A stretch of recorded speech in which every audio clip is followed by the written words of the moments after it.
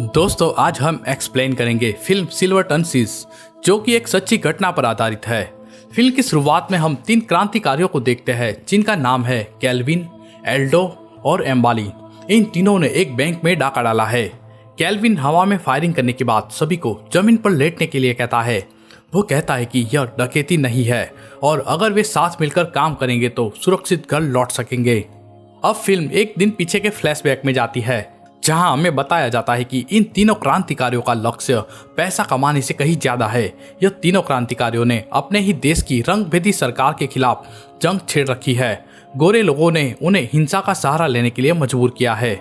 उनका पहला काम है देश में अस्थिरता पैदा करना। क्रांतिकारियों के आकाओं ने उन्हें देश की महत्वपूर्ण संपत्ति को नुकसान पहुंचाने के लिए आदेश दिया है, जिसमें सबसे मेन है ऑयल कंपनी, जो कि साउथ अफ्रीकन डिफेंस फोर्स को फ्यूल सप्लाई करती है। ये तीनों क्रांतिकारी एक प्लान बनाते हैं जिसके तहत जितने ज्यादा हो सके उतने फ्यूल टैंक तबाह करना है। वे अपने व्हीकल को टारगेट लोकेशन के पास ले जाते हैं और ऑयल कंपनी में काम करने वाले अपने आदमी द्वारा सिग्नल मिलने का इंतजार करते हैं, जो कि एक ट्रक ड्राइवर है। उन्हें किसी भी हाल में गेट तक पहुंचना है। तभी वे रेडियो पर सुनते हैं कि इन क्रांतिकारियों की तोड़फोड़ के कारण हजारों लोगों के घर को नुकसान हो रहा है। यह सुनकर वे खुश होते हैं कि क्योंकि उनका पहला लक्ष्य है वही सरकार किसी भी हालात में इन क्रांतिकारियों को पकड़ना चाहती है। ये जिम्मेदारी कैप्टन जोहान लैंगरमैन को सौंपी गई है, जो अपने टीममेट के साथ क्रांतिकारियों की मूवमेंट पर नजर रख रहा है। अब केल्विन कुछ देखने के लिए अपनी कार से बाहर निकलता है। उसे डाउट होता है कि कुछ तो गड़बड़ है। वो अपने साथियों को अलर्ट रहने की चेतावनी देता है।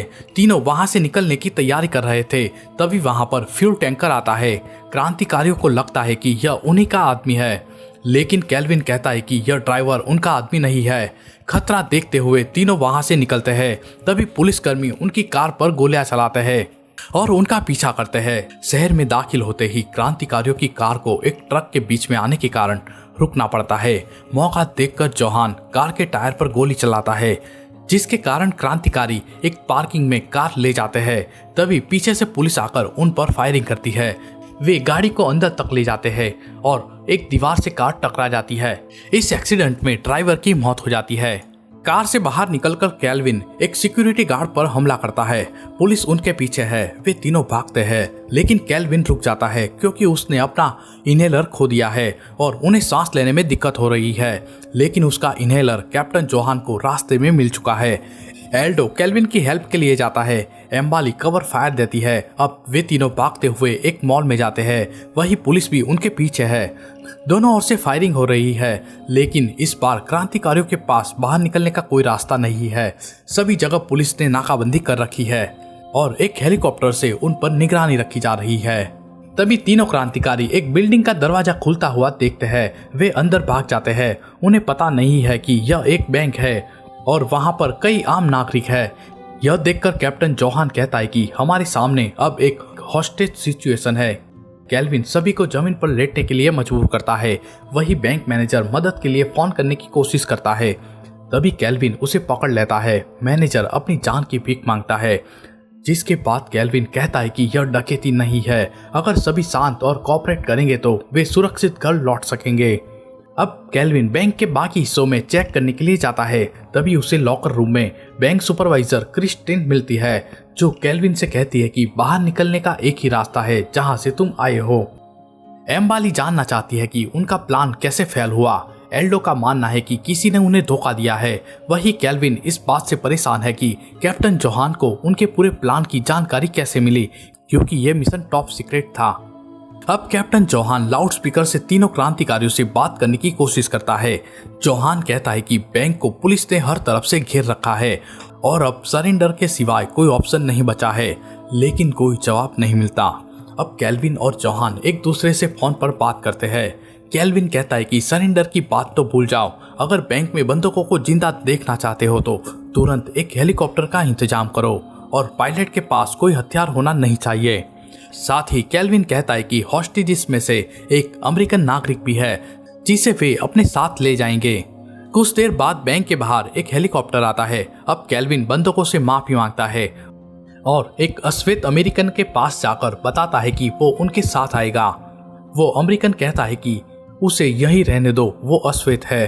अब कैल्विन बैंक के बाहर जाने के लिए बैंक मैनेजर को चुनता है। जब वे हेलीकॉप्टर के पास पहुंचते हैं तब पायलट हेलीकॉप्टर की सीट के नीचे से एक गन निकालता है, लेकिन कैल्विन उस पायलट का हाथ पकड़कर गन छीन लेता है।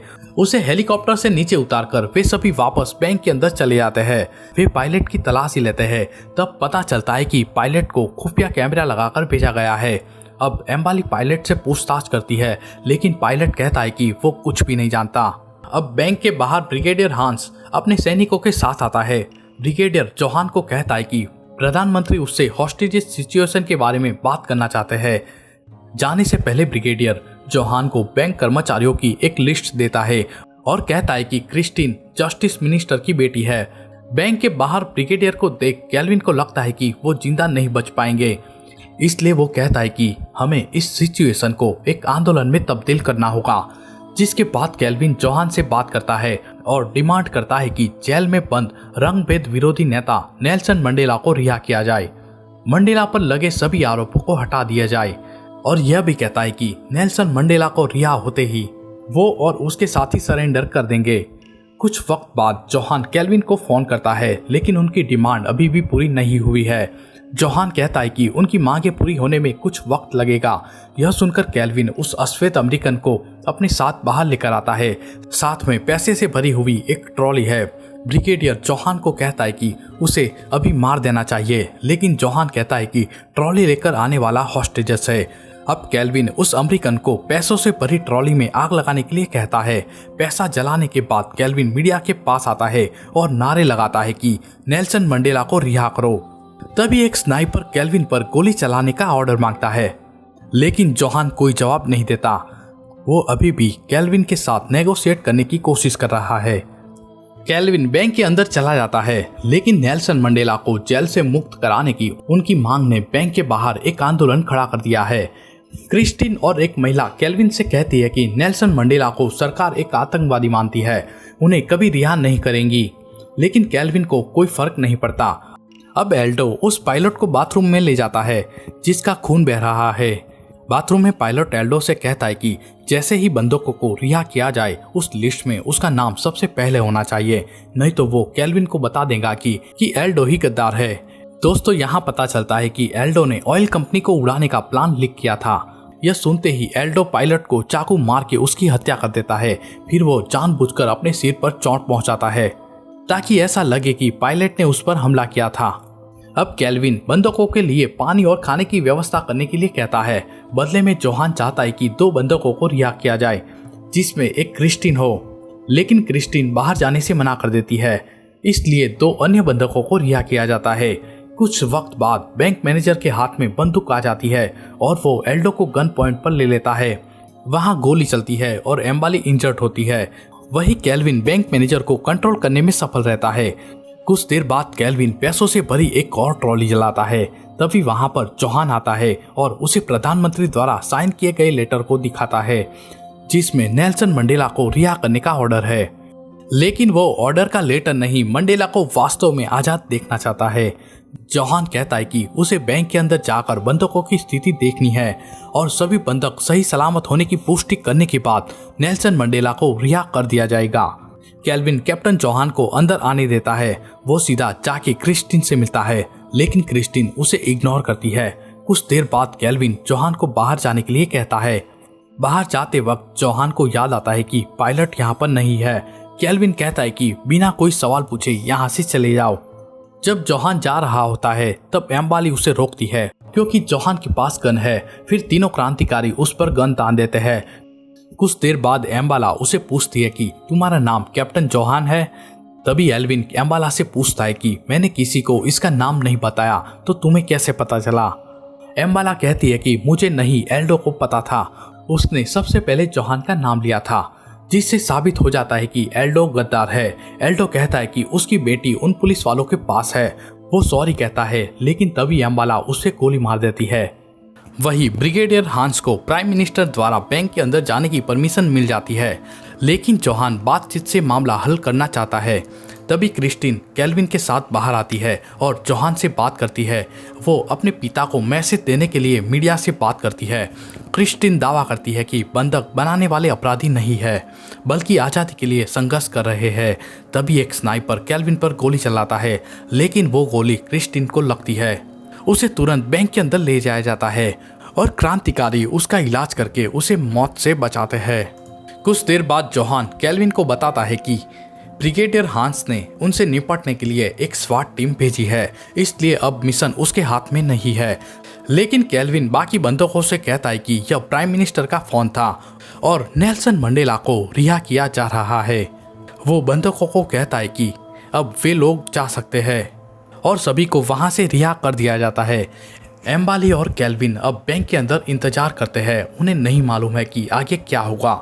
ब्रिगेडियर हांस स्वाट टीम को बैंक के अंदर भेजता है। जब क्रांतिकारी सरेंडर करने से इनकार कर देते हैं तो दोनों गुट के बीच फायरिंग शुरू होती है। केल्विन और एम्बाला को मालूम है कि उनकी मौत निश्चित है, इसलिए वो जितने हो सके उतने सैनिकों को मारते हैं। कुछ देर बाद हांस क्रांतिकारियों को सरेंडर करने के लिए आखिरी चेतावनी देता है, लेकिन वे नहीं सुनते और अपने हथियार को फिर से रीलोड करते हैं। एम्बाला और केल्विन दूसरे हमले के लिए मेन दरवाजे के पास जाते हैं। वे मौत से लड़ने के लिए तैयार है और हार मानने का कोई इरादा नहीं है। लेकिन इस बार स्वाट टीम दोगुनी ताकत से हमला करती है। इस हिंसक हमले में संख्या बल और हथियार की कमी के कारण एम्बाला और केल्विन की मौत हो जाती है। वे हीरो की मौत मरते हैं। इन तीनों क्रांतिकारियों की शहादत ने लोगों को प्रेरणा दी और फ्री नेल्सन मंडेला आंदोलन शुरू हुआ, जो पूरे देश में फैल चुका। इस आंदोलन के कारण सरकार ने नेल्सन मंडेला को 11 फरवरी 1990 को जेल से रिहा कर दिया, जो साउथ अफ्रीका के पहले अश्वेत राष्ट्रपति बने। तो दोस्तों, यह थी सच्ची घटना पर आधारित फिल्म सिल्वर्टन सीज की कहानी। दोस्तों, फिल्म की कहानी पसंद आई हो तो प्लीज़ हमारे चैनल को सब्सक्राइब जरूर कर ले।